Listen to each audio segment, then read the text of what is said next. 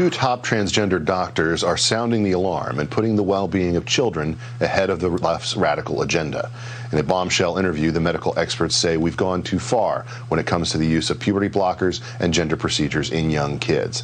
But the establishment and the media won't listen to them. Why? Because anyone who questions whether or not a 9-year-old is too young to undergo reassignment surgery or dares object to a biological male competing in women's sports becomes a public enemy of the woke mob. No one knows that better than athletes Alanna Smith and Selina Soule. They're fighting back against the unfair competition. They join me now along with their attorney, Christiana Holcomb. Thanks so much for coming on.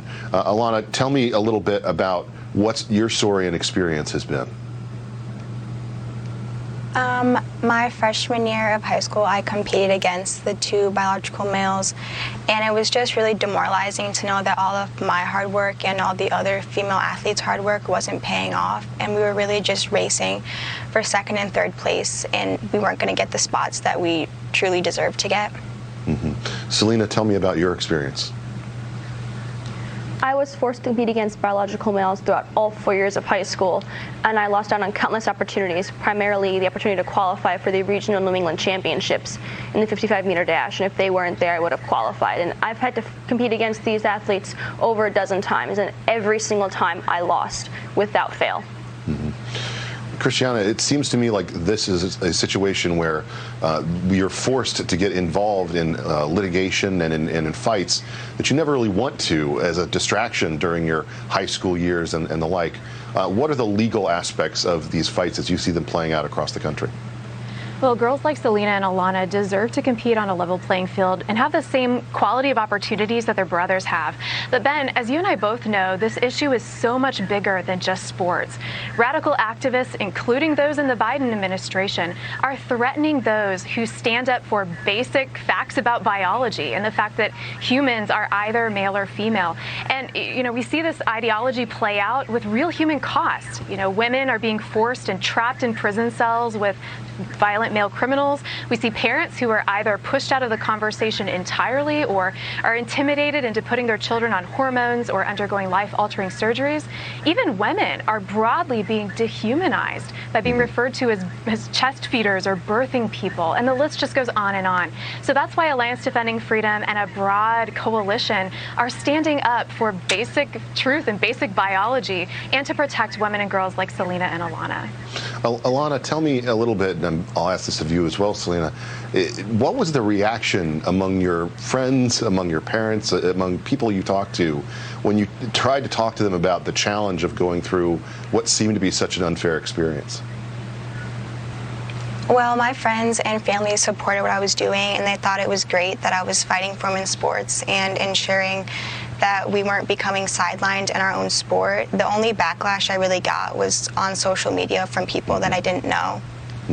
Selina, was it the same experience for you?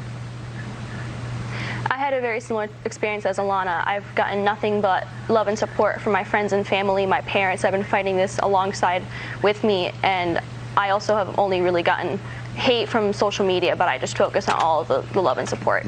So do you feel like this is one of those issues where the nationalized nature of social media, the internationalized nature of it, basically allows just about anybody in the world to take pot shots at you, whether they know you or not, whether they're going to your school or part of your community or not, that's really what kind of drives this discussion now, as opposed to letting places decide, letting parents and students decide for themselves how things like this ought to be governed?